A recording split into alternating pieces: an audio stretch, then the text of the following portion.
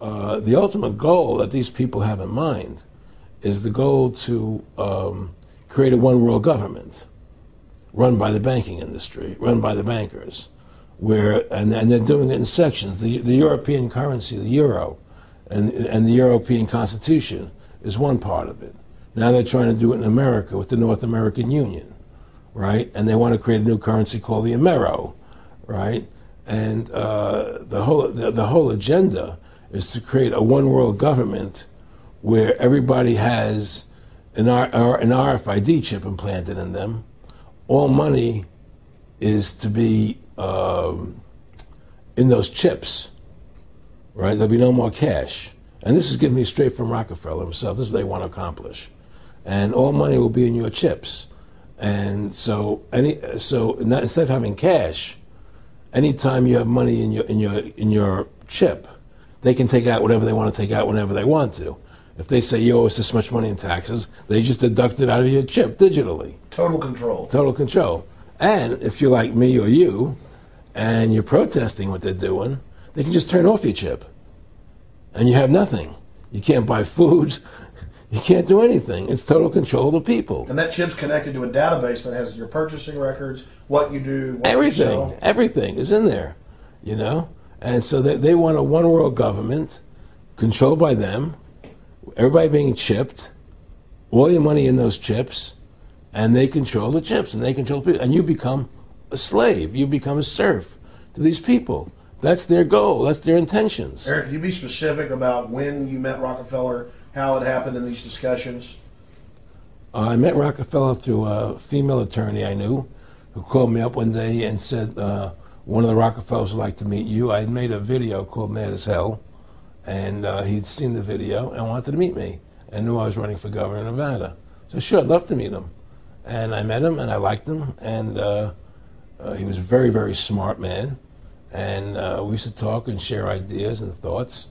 And he's the one who told me 11 months before 9/11 ever happened that there was going to be an event.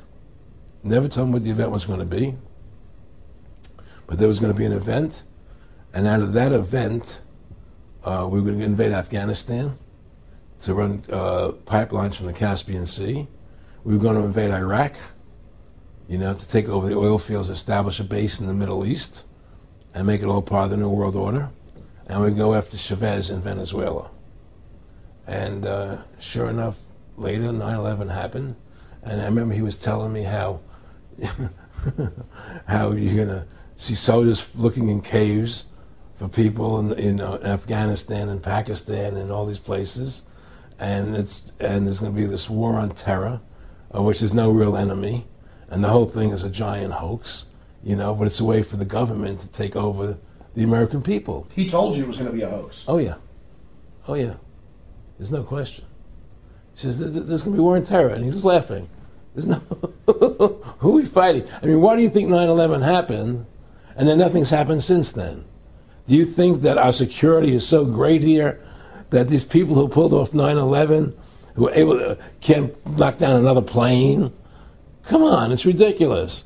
9/11 was done by people in our own government and our own banking system to perpetuate the fear of the American people into subordinating themselves to anything the government wants them to do. That's what it's about, and to create this war, this endless war on terror. And that's why and that was the first lie.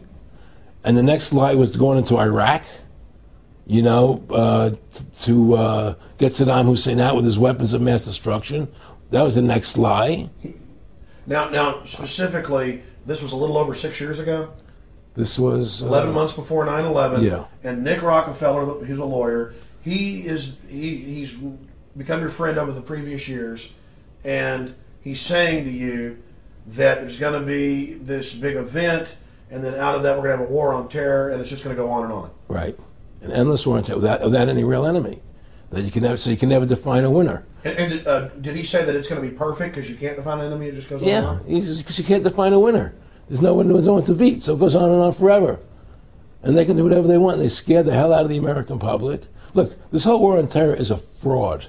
It's a farce. It's very difficult to say it out loud because people are intimidated against saying it. Because if you say it, they want to make you into a nutcase. Let's But be the truth has to come out. That's why I'm doing this interview. The fact of the matter happens to be that the whole war on terror is a fraud. It's a farce. Yeah, there's a war going on in Iraq because we invaded Iraq. And people over there fighting, you know. But the war on terror, it's a joke, you know. And until we discover what really happened on 9/11 and who was responsible for 9/11, because that's where the war on terror emanates from. That's where it comes from. It was 9/11 that allowed this war on terror to begin. And until we get to the bottom root of 9/11, the truth of 9/11, we'll never know about the war on terror. Aaron, you said that he was, and I think it's important, and I know this about the Rockefellers from Dr. Dennis Cuddy and many others who literally, you'll be 20 years old in a lunch line at college, and there's David Rockefeller. And here's here. I mean, they're experts at recruiting and getting what they call players, and that clearly he was. I mean, I want to make it specific and just get you to reiterate what you said last night about you got 30% of the vote. You were having an effect. You made mad as hell. They knew that you'd started the Constitution Party. Yeah. They knew that you were somebody who was taking action and getting things done. You'd already made some big films, had a lot of other successes. Right. So they were trying to recruit you, and didn't it come down to the point of, hey, we are here to recruit you, and don't worry, your chip's going to say, don't mess with us. You know, this guy's don't touch. Yeah, yes, that did happen. I was definitely being recruited, but it's more subtle than that. Well, in your words, just go through the process, and then what he said. Well, what it is remember we were friends, and we used to go to my house a lot. We'd have dinner, we'd talk, and he'd tell me about business investments that he'd get involved in, you know, or they would help me with this business investment or that business investment. And was I interested in joining the Council on Foreign Relations? You know, I would have to get a letter to join them, but was I interested in that? And, you know, just stuff, you know, leading you on. And I used to say to him that I never really did that because that wasn't where I was coming from. You know, as much as I like you, Nick, you know, your ways and my ways, we're on the opposite side of the fence. You know, I don't believe in enslaving people, you know, and he would come back with, oh, I do? Or? Well, it would be more like, you know. It's better for them. Well, it's more like, you know, how do I put it? It was like, what do you care about them? What do you care about those people? What difference does it make to you? Take care of your own life. Do the best you can for you and your family. What do the rest of the people mean to you? They don't mean anything to you. They're just serfs. They're just people. You know, it was just a lack of caring, you know, and that's just not who I was. It was just sort of like cold, you know. It was just like cold, you know. And I used to say to him, what's the point of all this? You have all the money in the world you need. You have all the power you need. What's the point? You know, what's the end goal? And he said the end goal is to get everybody chipped, to control the whole society, to have the bankers, the elite people, you know, the bankers and some governor controlling the world. And I said, all the people in the Council on Foreign Relations believe this way you do? He said, no. You know, most of them believe they're doing the right thing. A lot of them believe it's better off being socialistic. You know, we have to convince people that socialism is really capitalism. Because America's becoming a socialist country. It's a communist country today. Well, one of the things they told me was that he was at the house one night, and we were talking, and he started laughing. He said, Aaron, what do you think women's liberation was about? And I said, I had pretty conventional thinking about it at that point. I said, I think it's about women having the right to work, getting equal pay with men, just like they won the right to vote, you know? And he started to laugh. He said, you're an idiot. And I said, why am I an idiot? He said, let me tell you what that was about. We, the Rockefellers, funded that. We funded Women's Lib, you know? And we're the ones who got all over the newspapers and television, the Rockefeller Foundation. He says, and you want to know why? He says, there were two primary reasons.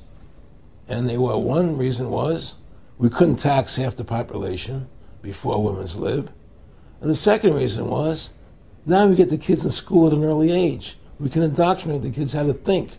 It breaks up their family.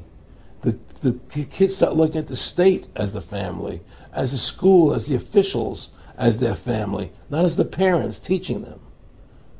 And so those are the two primary reasons for women's lib, which I thought up to that point was a noble thing. You know, when I saw their intentions behind it, where they were coming from when they created it, the thought of it, I saw the evil behind what I thought was a noble adventure.